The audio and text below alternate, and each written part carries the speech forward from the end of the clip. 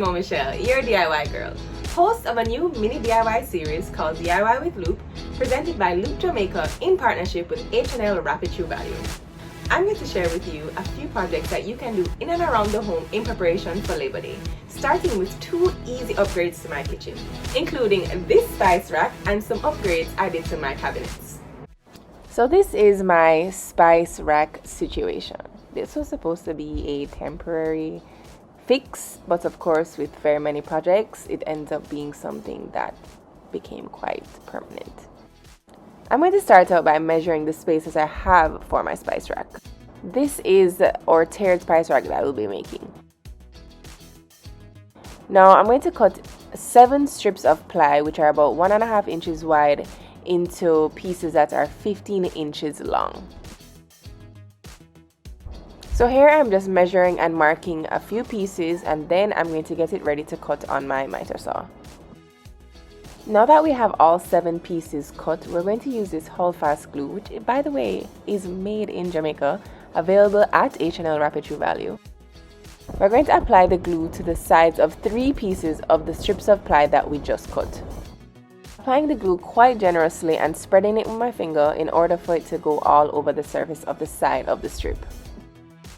From here, we're going to stick the glued side to the center of one of the other strips of wood to create a T shape. This will create the first tier of our spice rack. And then we're going to repeat that process for the remaining pieces.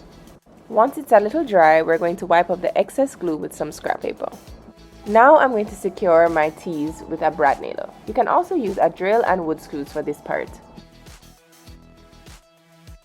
Now this is where the spice rack comes together.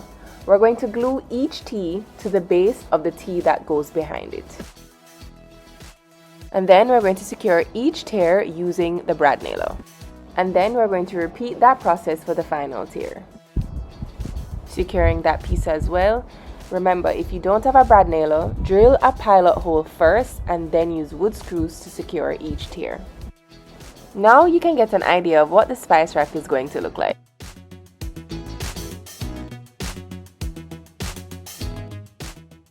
We're going to use the final piece of ply that we've cut as a support for the entire spice rack.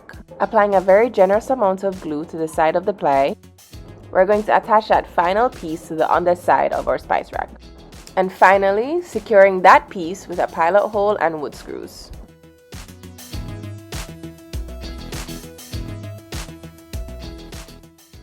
And there you have it, our spice rack is fully constructed. Then we're going to give it a light sand with some 240 grit sandpaper, getting in the crevices and especially the edges. Then giving it a light dust with a paintbrush. And there you have it, our easy peasy spice rack is done and ready to go. To be honest, I should have definitely done this sooner. A complete transformation and upgrade to my cabinets.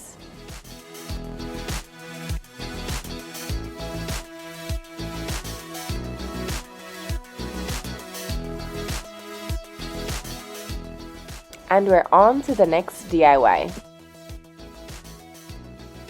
I absolutely love my French cabinets.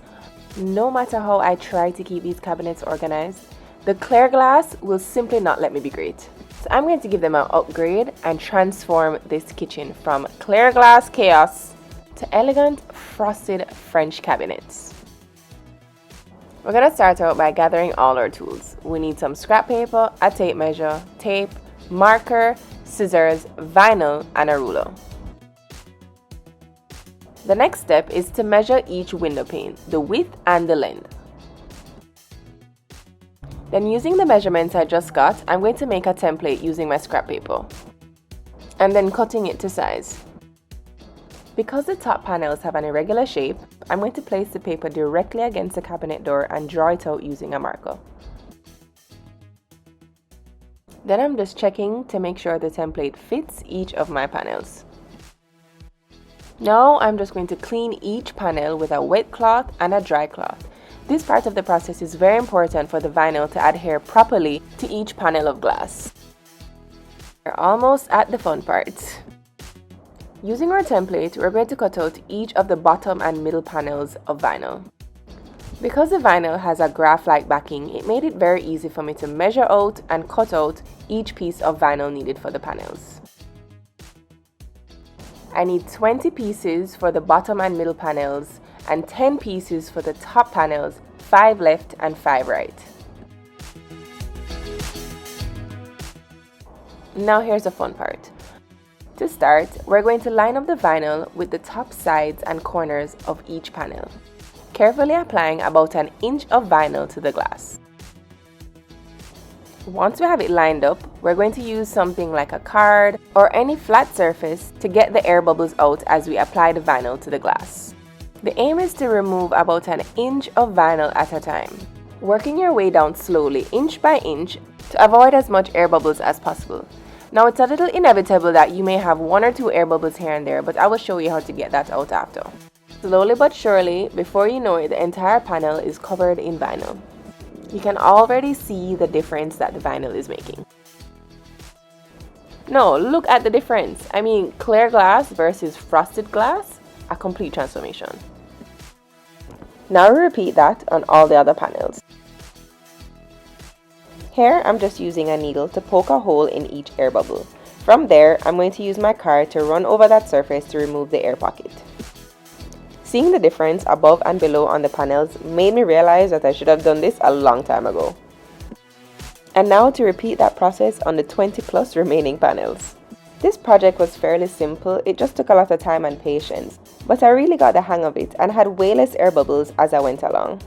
Honestly, this is a transformation if I've ever seen one. Cabinets are elevated, the kitchen is brighter, the light is bouncing off the doors, all while maintaining the elegance and classic style of French cabinet doors.